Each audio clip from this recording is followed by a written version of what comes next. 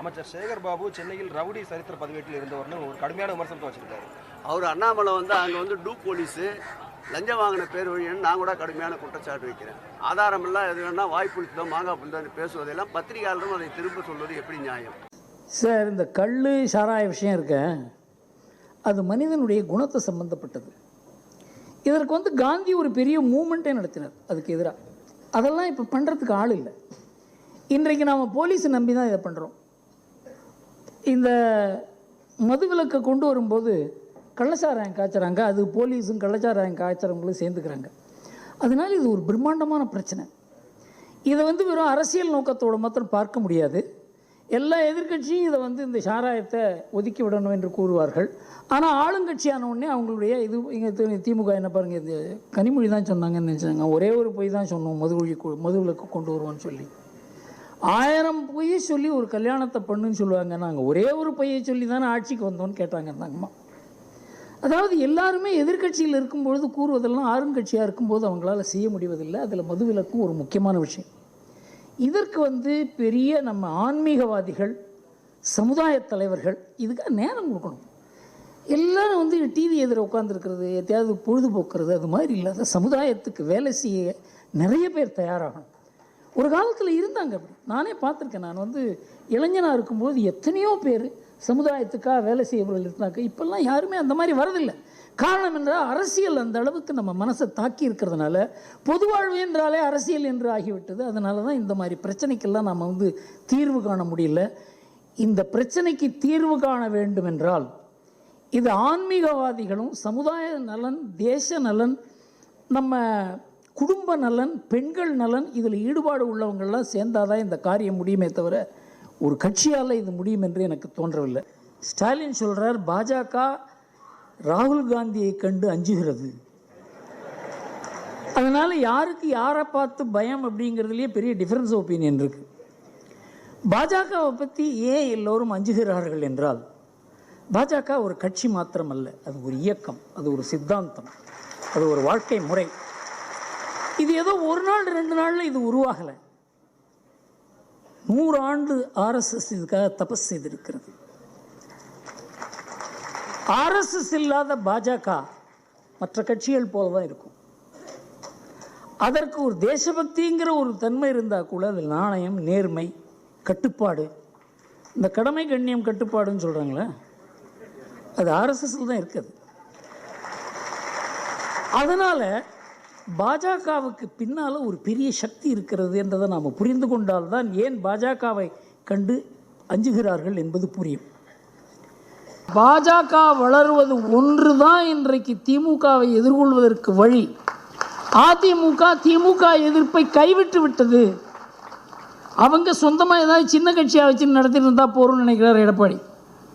அவர் விபூதி அழிக்க ஆரம்பிச்சுட்டார், எங்கேயோ போய் முக்காடு போட்டுட்டு அவர் போய் மீட்டிங்கெல்லாம் அட்டன் பண்ணுறார். இது துர்பாக்கியம்.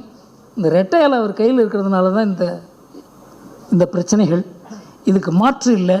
திமுக ஒழிக்கப்பட வேண்டும் என்பதில் நமக்கு 2 கருத்து கிடையாது. ஆனால் அதற்கு சாதகமான ஒரு சூழ்நிலையை உருவாக்க முடியாத ஒரு நிலைமையில் நம்ம இருக்கோம். எப்படி இருந்தாலும் பல மெஜாரிட்டி ஆஃப் த பிளேசஸில் டிஎம்கேயை தோக்கடிக்கிறது தான் நம்முடைய கடமை. ரஜினிகாந்த் அரசியலில் ரொம்ப தீவிரமாக வரணும்னு நினச்சார். அவர் சொன்னார், நான் சீஃப் மினிஸ்டராக வரமாட்டேன் சார். நீங்கள் சீஃப் மினிஸ்டர்லாம் வேறு யார் சார் சீஃப் மினிஸ்டராக போடுவீங்க அப்படின்னு. சார் உங்களுக்கு தெரியுமா, அண்ணாமலைன்னு ஒருத்தர் இருக்காரு,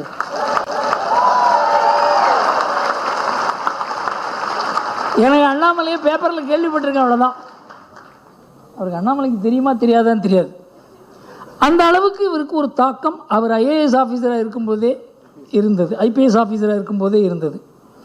பாஜகவினுடைய சித்தாந்தத்தால் ஈர்க்கப்பட்டு அவருக்கு பொது வாழ்வில், நாட்டினுடைய நலனில், நாணயத்தில், நேர்மையில் அவருக்கு ஏற்கனவே நாட்டம் இருக்குது. ஒரு போலீஸ் அதிகாரிக்கு என்னென்ன குணங்கள் இருக்கணுமோ, ஒரு துணிவு, நேர்மை, நாணயம்,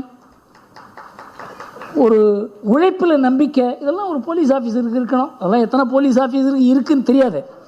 ஆனால் இதெல்லாம் இருக்கணும். அந்த குணங்கள்லாம் பொருந்தியவர். அந்த குணம் இன்றைக்கு அரசியலுக்கு தேவை. ஆனால் அவருக்கு அரசியலில் ஈடுபடும். அரசியலுங்கிறது ஒரு பெரிய சேலஞ்ச். அவருடைய வாழ்க்கையில் நிம்மதியாக இருந்த மனுஷன் இன்றைக்கு நிம்மதியெல்லாம் ஒரு ஓரத்தில் எடுத்து வைத்து விட்டு இன்றைக்கு அரசியல் இருக்காருங்கிறதுல சந்தேகமே கிடையாது. அவருடைய உழைப்பு, அவர் படுற கஷ்டம். நான் ஒரு தடவை அவர்கிட்ட பார்க்கும்போது உடம்பு ஜாக்கிரதையாக பார்த்துங்க சார், உடம்பு ஜாக்கிரதையாக பார்த்துங்கன்னு சொல்லுவேன். அவர் இன்றைக்கு பாஜகவினுடைய நம்பிக்கை நட்சத்திரமாக திகழ்கிறார். இதுவரைக்கும் எத்தனை எதிர்கட்சி கூட்டம் ஸ்டாலின் நடத்திருக்காருன்னு சொல்லுங்க. எத்தனை எதிர்கட்சி கூட்டம்? தன்னால ஒரு விஷயத்தை செய்ய முடியாதுன்னு சொன்னா எதிர்கட்சிகள் கூட்டம் நடத்துறது ஸ்டாலினோட பழக்கம். தன்னால செய்ய முடியும்னா திமுக மட்டும் செஞ்சதா காமிச்சுக்குவாரு. எப்ப அரசியல் கையாளாகாத தனம் இருக்கோ, ஏழல அனேபிள் டு டூ, அப்ப எதிர்கட்சிகளையும் கூட வச்சுக்கிட்டு நாங்கெல்லாம் சேர்ந்து எதிர்கட்சி யாரு சார்? அவங்க கூட்டணி கட்சி தான். ஏற்கனவே நீட்டுக்கு எதிராக முழங்குற கட்சி தான், முழங்குற கட்சி தான். நீட்டுக்கு எதிரான வழக்குகள் இன்னும் உச்ச நீதிமன்றத்தில் நிலுவையில் இருக்கிறது. உச்ச நீதிமன்றம் சொல்லிதான் நீட் வந்தது. தமிழ்நாட்டிற்கு விதிவிலக்கு தர முடியாது என்று உச்ச நீதிமன்றம் மறுத்திருக்கிறது. நான் சொல்றது 6-7 வருஷத்துக்கு முன்னாலேயே. இன்னைக்கு எந்த மாநிலத்தினுடைய உயர் நீதிமன்றத்திலும் நீட்டு சம்பந்தமான வழக்குகள் நடக்கக்கூடாது, சுப்ரீம் கோர்ட்ல மட்டும்தான் நடக்கணும்னு உச்ச நீதிமன்றம் டைரக்ஷன் கொடுத்து, மதுரை ஹைகோர்ட்ல ஒருத்தர் பெஞ்சில் கேஸ் போட்டார் நீட்டு கூடாதுன்னு. அந்த வழக்கை உச்ச நீதிமன்றத்தை தான் மாத்தணும், நீங்க மதுரை கோர்ட் அதை ஹியரிங் எடுக்கக்கூடாதுன்னு சொல்லிட்டாங்க. இன்னைக்கு எல்லாமே உச்ச நீதிமன்றத்தில் இருக்கு. நீதிமன்றத்துக்கு போக சொல்லுங்க, நீதிமன்ற தீர்ப்பு கொடுத்தா நாங்க ஏத்துக்க போறோம். தமிழ்நாட்டுக்கு மட்டும் விதிவிலக்கு கொடுன்னு நீதிமன்றம் சொன்னா மத்திய அரசு ஏற்றுக்கொள்ள போகிறது. இதுல எந்த பிரச்சனையும் கிடையாது. இன்னைக்கு தேவையில்லாத பிரச்சனை உருவாக்கிட்டு இருக்காரு. இன்னைக்கு தமிழ்நாட்டினுடைய பேசு பொருளாக மும்மொழி திட்டத்தை எதிர்க்கிறோம்னு கொண்டு வந்தா மக்கள் ஆதரிப்பாங்க நினைச்சாரு, அது ஃபனால் ஆயிடுச்சு. தொகுதி சீரமைப்பு மறுவரைய பெரிய பிரச்சனையா மாக்கி தமிழ்நாட்டுக்கு துரோகம் பண்றாங்கன்னு சொல்லி பார்த்தாரு ஸ்டாலின், அது டமால் ஆயிடுச்சு. இப்ப மறுபடியும் நீட்டு. திமுக நான் என்ன கேட்டுக்கிறேன், கொஞ்சம் புது சிலபஸ் போடுங்க சார். புது சிலபஸ் போட்டு அரசியல் பண்ணுங்க. 50 வருஷமா ஒரே சிலபஸை போட்டு அரசியல் பண்ணி ரொம்ப கேவலமா இருக்கு உங்க சிலபஸ். நீட் எதிர்ப்பு அரசியல்லாம் தமிழ்நாட்டில் செல்லுபடி ஆகுதுங்க. இன்னைக்கு இந்தியாவிலேயே முதல் மாணவனாக தமிழ்நாட்டு மாணவன் வந்துட்டு இருக்கான். ஒவ்வொரு ஆண்டும் நீட் தேர்வில் அதிக எண்ணிக்கையில் தமிழக மாணவர்கள் வெற்றி பெற்றுட்டு இருக்காங்க. ஒவ்வொரு ஆண்டும் நாம பார்க்கிறோம், கிராமத்து பள்ளிக்கூடத்துல, அரசு பள்ளிக்கூடத்துல படித்த மாணவ மாணவிகள், கூலி தொழிலாளிக்கு, ஏழை விவசாயிக்கு பிள்ளையா பிறந்த மாணவ மாணவிகள் எல்லாம் நீட் தேர்வில் வெற்றி பெற்று மருத்துவக் கல்லூரிக்கு போறாங்க. அப்புறம் நீட் தமிழ்நாட்டுக்கு எதிரானதுன்ற பேச்சை யார் நம்புவா? இயற்கை வளங்களுக்கு நிறைய பிரச்சனை இருக்கு, மக்களுக்குடைய வாழ்வாதாரத்துக்கு பிரச்சனை இருக்கு. எல்லாத்தையுமே தேர்தல் நேரத்துல பணம் கொடுத்து சமாளிச்சிடலாம். மக்கள் கோபத்தை, வருத்தத்தை, ஆத்திரத்தை எல்லாம் பணத்தால சரி செய்யலாம்ன்ற அந்த அணுகுமுறை இருக்கு. இது திமுகவினுடைய அணுகுமுறை. அது இந்த முறை இது பலனளிக்காது. பணபலத்தை காமிச்சு தேர்தலில் வெற்றி பெற்று விடலாம் என்பது பலனளிக்காதுங்க. அதற்கான ஒரு ஆரம்ப புள்ளி தான் அலுவலகம் இங்க இருந்து துவங்குது. சமீபத்தில் 2 நல்ல விஷயங்கள் நடந்திருக்கு. ஒன்று, வக்ஃபு சட்டம், திருத்த சட்டம் பாராளுமன்றத்தில் நடைபெற்றது, நிறைவேறியது ஒரு வரலாற்று திருப்பு முனை. அதை ஆதரித்து வாக்களித்த அத்தனை கட்சி எம்பிக்களையும் நான் மனமாற பாராட்டுகிறேன். குறிப்பா தேவகவுடா போன்றவர்கள் எல்லாம் 14 மணி நேரம் அவையில் அமர்ந்து விவாதத்தை பார்த்து அதை ஆதரித்து வாக்களித்திருக்கிறார். இது மிக முக்கியமான ஒரு விஷயமாக பார்க்கிறோம். வக்ஃபு சட்டம் ஏதோ இஸ்லாமியர்களுக்கு எதிரானதுன்னு ஒரு பொய் பிரச்சாரத்தை சொல்லியிருக்கிறாங்க. நேற்று தமிழ்நாட்டில் ஒரு முஸ்லீம் லீக் இருக்கு, தமிழ்நாடு முஸ்லீம் லீக். அதனுடைய தலைவர் இந்த வக்ஃபு வாரிய திருத்த மசோதாவை ஆதரிச்சிருக்கிறார். இது இஸ்லாமியர்களுக்கு எதிரான சட்டம்னா அவர் முஸ்லீம் லீக் கட்சியில ஒரு பிரிவு எப்படி இதை ஆதரிக்குது? பல இஸ்லாமிய தலைவர்கள் கேட்டுக்கொண்டதுனாலதான் இந்த திருத்த மசோதாவே வந்ததுங்க. ஏன்னு சொன்னா, வக்ஃபு சொத்துக்களை அந்த சமுதாயத்திலேயே சில பேர் கபலீகரம் செய்கிறார்கள் என்பது அந்த சமுதாயத்தினுடைய குற்றச்சாட்டு. அதனால இந்த வக்ஃபு வாரிய திருத்த மசோதா இஸ்லாமியர்களுடைய சொத்துக்களை, வக்ஃபுக்கு சொந்தமான சொத்துக்களை சில தனி நபர்கள் சொந்தம் கொண்டாடுவது, கபலீகரம் செய்வதை அனுமதிக்காது என்றதான் இதுல இஸ்லாமிய சமூகத்திற்கு கிடைக்கிற மிகப்பெரிய நற்செய்தி. இதை புரிந்து கொண்டால் ஒவ்வொரு முஸ்லீமும் இதை பாராட்டுவாங்க. நம்ம சொத்து, நம்ம சமயத்தை வளர்ப்பதற்காக, ஆன்மீகத்தை வளர்ப்பதற்காக கொடுக்கப்பட்ட சொத்து. இன்னைக்கு ஐயா நரேந்திர மோடி அவர்களது முயற்சியினால இது முழுக்க முழுக்க இஸ்லாமிய சமூகத்தின் கையில் இருக்கும் என்பதை பாராட்டுவாங்க.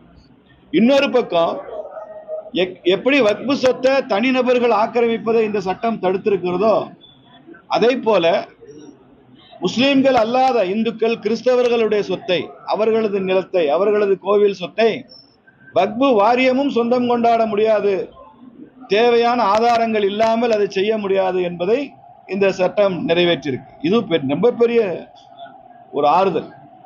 குறிப்பா தமிழ்நாட்டில் திருச்சி பக்கத்தில் இருக்கிற திருச்செந்தூர் இல்ல, திருச்செந்துறை, அந்த கோவில் நிலங்கள் எல்லாம் வக்புக்கு சொந்தம்னு சொன்ன போதுதான் இந்தியாவிலே ஒரு புரட்சி வெடித்து, தமிழ்நாட்டில் இருந்துதான் இந்தியாவில் பல புரட்சி வெடிக்குது. அந்த திருச்செந்துறை கோவில் விவகாரம் தான் பெரிய திருப்பு முனையாக மாறியது. 1500 வருஷத்துக்கு மேலாக இருக்கிற அந்த கோவில் நிலங்களை எல்லாம் சமீபத்தில் வந்த வக்பு வாரியம் எங்களுக்கு சொந்தம் அப்படின்னு சொல்லும் போது அது மக்கள்கிட்ட ஒரு பெரிய பீதியை உருவாக்குச்சு. கேரளாவில் இன்னைக்கு இந்த வக்பு வாரிய சட்டம் வந்த உடனே, திருத்த மசோதா வந்த உடனே கிறிஸ்தவ அமைப்புகள், கிறிஸ்தவ சர்ச்சுகள் இதை பெரிய விழாவாக கொண்டாடி கொண்டிருக்கிறாங்க, நரேந்திர மோடியை பாட்டு. ஏன்னா அங்கே வந்த வக்போர்டுனால கிறிஸ்தவ நிலங்களுக்கு, சர்ச் நிலங்களுக்கு அங்கே பிரச்சனை இருக்கு. இப்படி எல்லாமே வக்பு ஒரு பெரிய பிரச்சனையை நாட்டில் உருவாக்கி இருந்ததை மாற்றி இஸ்லாமியரது சொத்துக்கள் சில தனிநபர்களுக்கு போவதை தடுக்கவும், இஸ்லாமியர் அல்லாதவர் சொத்துக்கள் வக்பு வாரியம் தவறாக சொந்தம் கொண்டாடுவதை தவிர்க்கவும் இந்த வக்பு பில் வந்திருக்கு. அதனால இதை தேசபக்தி உள்ள, சமூக நல்லிணக்கத்தை விரும்புகிற எல்லாரும் பாராட்டுறாங்க. நரேந்திர மோடி அவர்கள் அயோத்தியில் ராமர் ஆலயம் எழுப்பியது எவ்வளவு முக்கியமோ, காஷ்மீர்ல 370வது சிறப்பு பிரிவை நீக்கியது எவ்வளவு முக்கியமோ, அதற்கு சற்றும் குறையாத முக்கியத்துவம் உள்ளதா அந்த வக்பு போர்டினுடைய திருத்த சட்டம். இதை பாரதிய ஜனதா கட்சி இதை துணிச்சலோடு செய்த பிரதமர் ஐயா நரேந்திர மோடி அவர்களை நாங்கள் வணங்குகிறோம், வாழ்த்துகிறோம். தமிழ்நாடு அரசாங்கம், ஸ்டாலின் அவர்கள் தமிழ்நாட்டுக்கு நிதி ஒதுக்கவில்லை, மோடி தமிழ்நாட்டுக்கு துரோகம் பண்றாரு, தமிழ்நாட்டுக்குன்னு எந்த திட்டமும் இல்லை, இப்படியெல்லாம் வாய்கிளீர பேசுற திமுக, பிரதமர் தமிழ்நாட்டிற்கு பாம்பன் பாலத்தை அர்ப்பணிக்க வருகிறார், 8000 கோடி ரூபாய்க்கு மேலாக நலத்திட்டங்கள் அறிவிக்க வருகிறார். அந்த நேரத்தில் முதல்வர் இருந்து பிரதமரை வரவேற்காமல், அந்த நிகழ்வில் கலந்து கொள்ளாமல், அதை புறக்கணித்து விட்டு அவர் ஊட்டிக்கு குழுன்னு போய் உட்கார்ந்துக்கிட்டதுங்கிறது இது தமிழக மக்களுக்கு திமுக அரசாங்கம் செய்கிற மிகப்பெரிய துரோகம். என்னைக்குமே புரோட்டோகால் படி பிரதமர் ஒரு மாநிலத்திற்கு வரும்போது முதல்வரே இருந்து வரவேற்பதும் அந்த நிகழ்வில் கலந்து கொள்வதும் இது ஒரு மரபு, அரசு மரபு, கவர்மெண்ட் புரோட்டோகால். இது நடந்தது ஒன்றும் பிஜேபி நிகழ்ச்சி இல்லை. பிஜேபி நிகழ்ச்சிக்காக பிரதமர் ஐயா வரல, வந்தது தமிழக அரசுக்கான திட்டங்களை அறிவிப்பது, தமிழ்நாட்டிற்கு பாம்பன் பாலத்தை அர்ப்பணிப்பது, அதற்காக வந்திருக்கிறார். அதனால முதல்வர் கலந்து கொண்டிருக்கணும். இது போன்ற தவறுகளை எதிர்காலத்தில் செய்யக்கூடாது, அதை திருத்திக் கொள்ளணும். திமுக அரசாங்கம் தன்னை திருத்திக் கொள்ள வேண்டும் என்று நான் பாரதிய ஜனதா கட்சி சார்பாக நாங்கள் கேட்டுக்கொள்கிறோம்.